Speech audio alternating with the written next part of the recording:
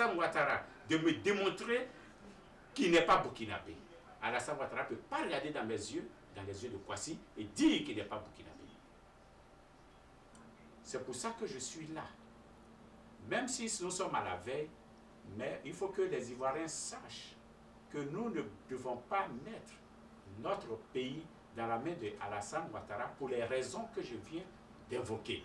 Il est burkinabé, je vous ai apporté les preuves, il n'a qu'à être président au Burkina Faso. Nous avons des hauts cadres, nous avons des intellectuels en Côte d'Ivoire pour assurer notre développement. Même quand on parle de la globalisation, qui peut me dire que la globalisation a supprimé les frontières? Est-ce que ce sont les Italiens qui élisent le président de la France? Ou bien est-ce que c'est un Belge qui va se présenter en France pour être président? Nous tous, nous aimons la Côte d'Ivoire, nous prions pour la Côte d'Ivoire, de devoir de mémoire pour dire aux Ivoiriens que demain, il faut mettre la Côte d'Ivoire dans la main d'un Ivoirien. Parce que la nationalité, la candidature d'Alassane Ouattara aujourd'hui nous a été imposée par les armes supportées par la France. Est-ce que vous connaissez pourquoi obstinément la France veut à tout prix que Alassane soit président de la Côte d'Ivoire? Moi, je vous dis non. Votons notre frère ivoirien. Quel que soit ce qu'on peut reprocher au président Gbagbo, c'est notre frère ivoirien. Quand on va finir de le voter, entre nous maintenant, on va laver le linge sale en famille. On dit on lave le linge sage en famille. On ne lave pas le linge sage avec les étrangers. Alassane Ouattara, dès qu'on parle de sa nationalité, nos frères du RDS sont excités. Mais pourquoi? Et pourtant, vous parlez aussi de la nationalité des autres. L'autre m'a traité tout de suite de Mauritanie.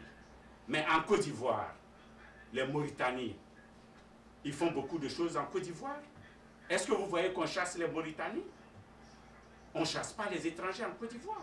Ce n'est pas parce que nous rejetons la nationalité d'Alassane Ouattara que nous rejetons les étrangers. Alassane Ouattara est un Burkinabé, il ne veut jamais reconnaître qu'il est Burkinabé, alors qu'il ne peut pas prouver un document pour dire qu'il est Ivoirien. Je vous ai donné en long et en large ce qui s'est passé. Mettons, confions la Côte d'Ivoire dans la main d'un frère ivoirien et entre nous, on saura bâtir, construire notre pays. Il a été Premier ministre et on a vu son bilan.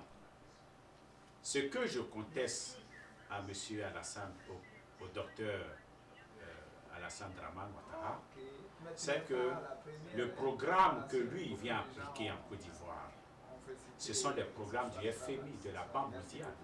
Et c'est toujours les mêmes programmes qui sont appliqués depuis 20, 30 ans, qui n'ont jamais marché dans un pays. Et aujourd'hui, le même programme est en train d'être appliqué à l'Irlande parce qu'ils ont des problèmes économiques.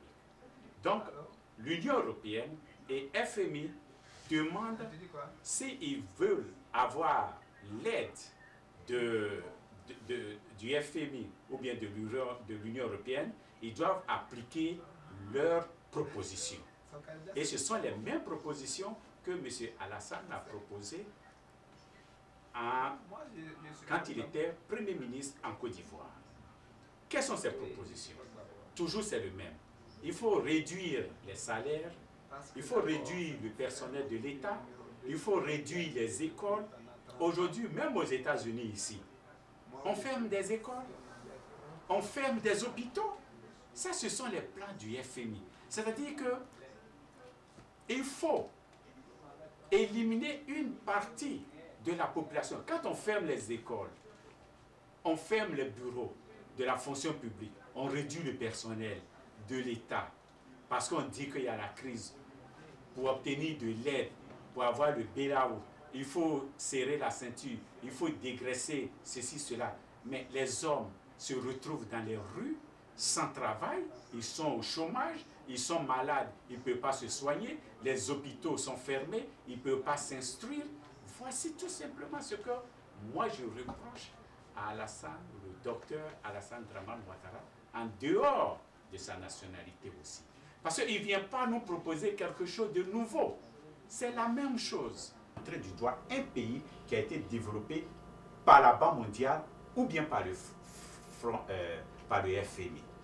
Ce que je vais vous dire aux Ivoiriens, c'est de comprendre que parmi les experts, il y a les bons experts et les mauvais experts. Et je vais vous donner comment vous devrez reconnaître le bon et le mauvais expert. Le bon expert, c'est celui qui, par ses propres connaissances, trouve des solutions aux problèmes que suscite la société moderne, l'environnement dans lequel nous vivons.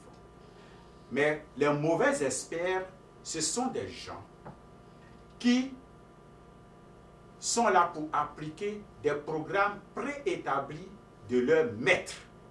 Et tout le programme de ces mauvais experts comporte ces points que je vais citer. Premièrement, réduction. Les mauvais experts vont vous parler toujours de réduction. Réduction d'emploi, réduction de travail, fermeture de ceci, cela, fermeture de ceci, cela. Voici le deuxième point, la privatisation. Les mauvais experts vont vous parler toujours de privatisation. Oui, l'État ne peut pas assurer tous les services, il faut que l'État se débarrasse de certains services parce qu'il y a mauvaise gestion, il faut, comment ça s'appelle, privatiser certains secteurs, mais quand ils privatisent, qui achète? Ce sont leurs maîtres qui leur ont proposé les programmes et ce sont leurs maîtres qui vont racheter ces entreprises, ces services et se faire de l'argent dessus. Troisième point de ces mauvais experts, c'est l'intégration, la mondialisation. Ce sont les chantres de la mondialisation, les chantres de l'intégration.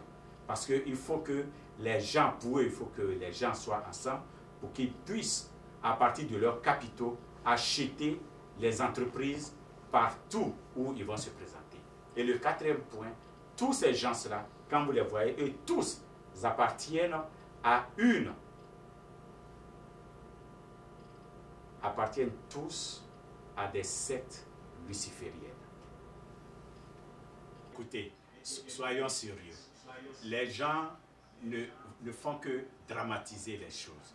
Les gens du RDS se plaisent à dire, si Alassane n'était pas venu, on allait mettre la clé sous le paillasson entre nous. Pour une seule année de mévente de nos produits agricoles, la Côte d'Ivoire va complètement chambouler. En 1990, mais les 30 ans arrière, de 60 en 90, la Côte d'Ivoire a eu 30 ans. Quand même, vous n'allez pas me dire que la Côte d'Ivoire n'a pas d'économie pendant 30 ans. Et qu'est-ce qui s'est passé? Le plan Koumoué-Kofi, il fallait réduire le salaire des Ivoiriens, avant même que Alassane ne vienne. Les Ivoiriens sont descendus dans les rues pour dire, pas question de diminuer les salaires. Qu'est-ce qu'ils ont fait? Ils ont reculé. Mais s'il n'y a pas l'argent, ils allaient appliquer forcément. Alassane, même quand il est venu, le docteur Alassane, quand il est venu et qu'il a pris poste, quelle déclaration? La première déclaration, qu'est-ce qu'il a dit? C'est que on ne diminuera pas les salaires. Mais quand il a pris les commandes, il a commencé à appliquer des mesures draconiennes, comme vous venez de dire, en mettant des agents de la fonction publique à la retraite anticipée, des gens qui ne s'attendaient pas à ça, en supprimant, comment s'appelle, les agents temporaires de la fonction publique, des gens qui ne s'y attendaient pas à ça, en diminuant le salaire des, comment s'appelle, des enseignants de moitié, en supprimant, comment s'appelle, les tickets des restos des étudiants, en supprimant les moyens de transport. Mais vous pensez que ça, c'est pour arranger une situation? Et puis même, on dit tout ça là. Alassane était là en 90 où la dette intérieure de la Côte d'Ivoire était à 600 milliards. Mais en 1992, quand il donnait sa conférence de presse de novembre 1992, il a affirmé que la dette intérieure de la Côte d'Ivoire était maintenant à 1200 $. En ce moment, qu'est-ce qu'il a fait alors? Et quand en 93, M. Alassane partait, quel était le taux de croissance de la Côte d'Ivoire